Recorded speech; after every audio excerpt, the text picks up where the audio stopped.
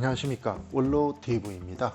오늘 산행 도중에 꽁새끼들과 함께 마을 나들이 나온 꽁가족을 발견했습니다. 그럼 오늘 소개할 약초는 간에 좋은 약용식물들입니다. 그럼 먼저 구독과 좋아요, 알람을 설정해 주시면 영상 제작에 큰 도움이 됩니다. 지금 보고 계신 이 식물은 만져보면 아주 날카로운 침이 많이 있습니다. 그래서 1000개의 침을 가진 풀이라고 해서 일명 천침초라고도 합니다. 꽃의 모양이 닭의 뱃을 같다고 해서 개항초라고도 합니다. 그 밖에 호랑이나 고양이를 닮았다고 해서 호개 또는 묘개라고도 합니다. 생약명은 대개라고 하는데 또 다른 이름은 야홍화 등 다양한 이름을 사용하고 있습니다. 또 이 식물에 대한 많은 전설을 가지고 있는 약용식물입니다. 이 식물은 여러 가지 효능을 가지고 있습니다만 피를 멈추고 엉키게 하는 풀이라고 해서 엉겅퀴라고 합니다. 혹시 여러분들께서 산행 도중에 상처가 났을 때 응급처리 방법은 어떻게 하십니까? 만일에 주변에 엉겅퀴가 있다면 생것을 짓이겨서 붙이면 지혈작용으로 인하여 피가 멈추게 할 수 있다는 것을 알고 계십니까? 잘 기억해 두시면 유익하게 쓰일 수 있는 엉겅퀴입니다. 약용식물들 중에는 마취 역할을 하는 세신이라는 약용식물도 있지만 지혈작용을 하는 엉겅퀴도 있다는 사실을 꼭 기억해 두시기 바랍니다. 일반적인 채취 방법은 뿌리는 가을에 캐고 잎과 줄기는 꽃이 필 무렵에 채취를 해서 햇볕에 건조시켜서 사용을 합니다. 지금이 최적기입니다. 이 엉겅퀴는 대략 15종 정도로 알려져 있습니다. 그런데 산행 도중에 만난 어떤 지인이 한 얘기를 듣고 크게 웃고 말았습니다만 그 내용은 어떤 블로그에서 선심을 쓴다고 엉겅퀴 씨앗 나눔 행사를 하였는데 받아서 키워보니까 외래종 지르러미 엉겅퀴였다는 사실을 듣고 한참 웃고 말았습니다. 제발 외래종은 함부로 버리지도 말고 심지도 말아 주시기 바랍니다. 엉겅퀴를 크게 구분하면 토종과 외래종으로 구분합니다. 토종은 잎에만 가시가 있고 줄기에는 가시가 없습니다. 줄기와 잎부분에 하얀 솜털이 나 있는 것이 특징이고 외래종은 줄기에도 가시가 있는 것이 특징입니다.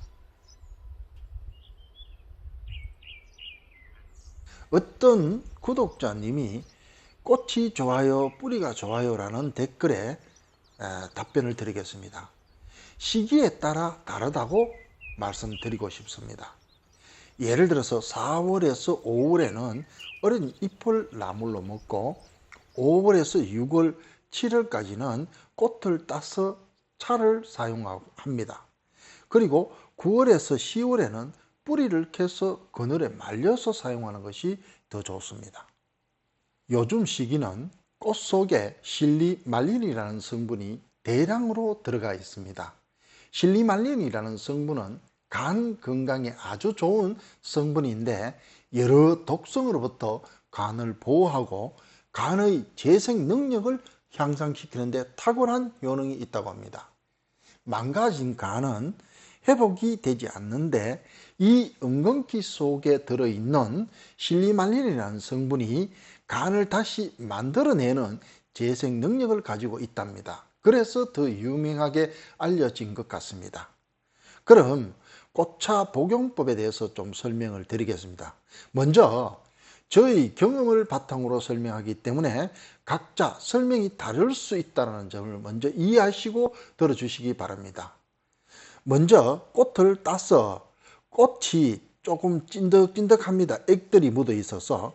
그래서 각종 벌레들이 많이 붙어 있는데 그것을 깨끗이 씻은 다음에 그 다음에 한번 살짝 찝니다. 찐 다음에 말려서 사용하시면 됩니다. 엉겅퀴는 성질이 좀 찬 성질을 가지고 있기 때문에 사용하실 때는 대추나 생강을 함께 넣어 달여서 드시면 아주 좋은 효과를 볼 수 있습니다. 보통 5에서 10g 정도를 넣고 물은 한 800ml를 넣고 달여서 아침 저녁으로 마시면 좋다고 합니다. 생것은 30에서 60g을 사용하시면 됩니다. 그럼 다른 약용식물을 보도록 하겠습니다. 지금 보고 계시는 이 나무 줄기 모양이 좀 독특하게 특이하게 생겼습니다. 상당히 아름답죠. 나무 줄기가 매끄럽고 아주 얇은 회색 껍질로 되어 있습니다. 그리고 중간중간이 황금색 속살이 보이는데 지금 보시는 이 나무의 꽃이 동백꽃 모양처럼 생겼죠. 참 아름답게 피었습니다. 그리고 지금 보시는 것이 이 나무의 잎입니다. 그리고 이 나무는 무늬가 사슴 뿔을 닮았다고 해서 녹각나무라고도 합니다. 그리고 비담처럼 아름답다고 해서 비단나무라고도 하고 비단 금자를 사용해서 금수목이라고도 합니다. 정식 생물명은 노각나무입니다. 지금 보시는 이 나무가 노각나무입니다. 나무의 생김새를 전체를 보면 백일홍나무 같기도 하고 백일홍은 나무가 적지만 이 노각나무는 키가 상당히 큽니다. 큰 거는 15m, 20m 정도의 큰 나무도 있습니다. 나무의 껍질은 백일홍나무 같은 껍질도 가지고 있고 모가나무 껍질처럼 생긴 것도 있습니다. 그런데 이 나무는 깊은 산중턱 음지에서 자생을 하고 있습니다. 특히 남부 지방에서만 자생하기 때문에 서울, 경기, 강원도 지방에서는 잘 볼 수 없는 나무입니다. 아무튼 여러 가지 이름들이 많은 만큼 효능도 아주 좋은 나무입니다. 얼마나 좋은 나무인가는 여러분들의 상상에 맡길 것입니다만 간에 좋은 벌나무에 비해서 2배 아니 3배 이상 좋은 나무입니다. 자연산 노각나무는 여러 식물들이 가지고 있는 약성들을 함께 함유하고 있습니다. 그 중에 산삼이 가지고 있는 스티커 마스터롤이라든지 그 밖에 더덕이라든지 잔대, 천마, 구기자, 민들레, 도라지, 양파, 둥글레, 삼백초, 어성초 이런 여러 식물들이 가지고 있는 다양한 성분들을 노각나무가 다 가지고 있다는 것입니다. 그래서 신이 인간에게 내려준 최고의 선물이다 라고 할 정도로 좋은 나무입니다. 이 나무를 드시게 되면 다른 식물을 함께 섭취하는 종합 비타민 역할을 한다는 것입니다. 그 중에 이 나무가 가지고 있는 가장 큰 특징은 간 기능 회복의 어뜸으로 취급하고 있습니다. 이 나무를 오래 달여서 하루에 1리터씩 보름간 드시게 되면 간에 있는 열이 내리고 소변이 잘 나온다고 합니다. 특히 방광염이나 혈소변이 나올 때 이 노각나무 달인 물을 드시게 되면 방광의 아픔이 사라지고 맑은 소변이 나온다고 합니다. 그 밖에 노각나무의 효능은 관절염이라든지 혈액순환, 다박상, 소변을 잘 나오게 하는 효능, 숙취 해소, 그리고 역류성 식도염, 또 간염, 그리고 간경화증, 지방간 등의 좋은 효능을 보인다고 합니다. 어린 노각나무의 잎을 따서 차잎처럼 볶아서 이용하게 되면 언제든지 활용할 수 있습니다. 또 말린 가지를 달여서 물 대신 수시로 사용하면 효과를 볼 수 있다고 합니다.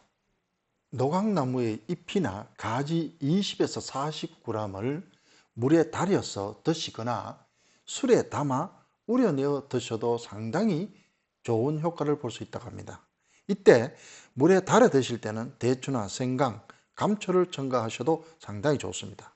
특히 40에서 60대 남성분들이 많이 가지고 있는 전립선에 아주 좋은 나무입니다. 그럼 오늘은 여기까지 하고 구독, 좋아요를 부탁드리겠습니다. 그럼 안녕히 계십시오.